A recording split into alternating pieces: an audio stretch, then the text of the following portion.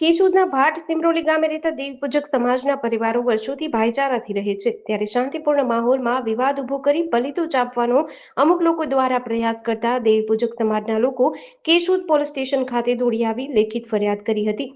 કેશોદના ભાટ સિમરોલી ગામના દેવીપૂજક સમાજના લોકો દ્વારા કરવામાં આવેલ રજૂઆત મુજબ 4 વર્ષ અગાઉ ભાટ સિમરોલી ગામના વિમલભાઈ નારણભાઈ વાઢિયા સાથે દેવીપૂજક સમાજની દીકરી મીનાબેન દ્વારા પ્રેમ વિવાહ કરતા દેવીપૂજક સમાજ દ્વારા તેઓની સાથે તમામ પ્રકારના વ્યવહાર બંધ કરી દેતા એ વાતનો ખાર રાખી ખરી ખોટી ફરિયાદો નોંધાવી હેરાન પરેશાન કરતા તાજેતરમાં એવી ધમકી આપી હતી કે દેવીપૂજક સમાજના કુળદેવીના મંદિરને તોડી પાડવાની ધમકી આપી હતી.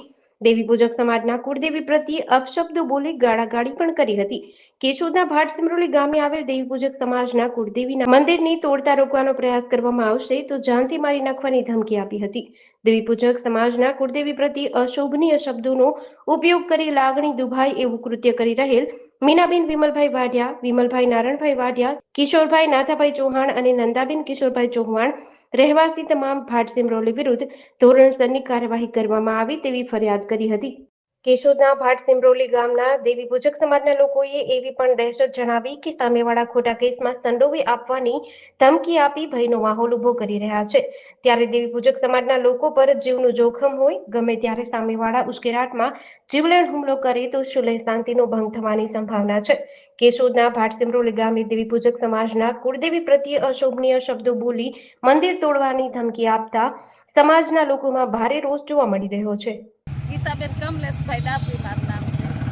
અમારું ગામ ભાટ સિમરોલી છે અને અમારે દેવીપૂજક વાઘરી સમાજની અમારી લાગણી દુભાતા અમે પોલીસ સ્ટેશને અરજી દેવા આવ્યા છે.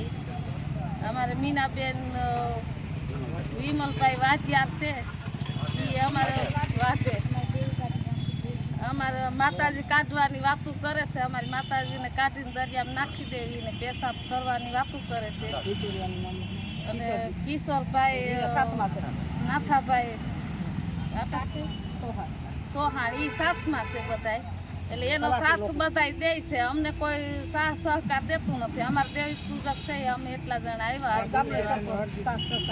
પૂરી પાકી રીતે કાર્યવાહી થવી જોઈએ અમારી માંગણી છે. અને આગળ આ પગલાં લઈ અમે એ બાબતે આવ્યા છે પોલીસ સ્ટેશને અરજી દીધી છે. અમે હવે અમારી માટે હું તમે નિર્ણય લ્યો એ અમારે જોવાનું છે. GDC ન્યૂઝ સાથે શુભના બાલશ, કેશોદ.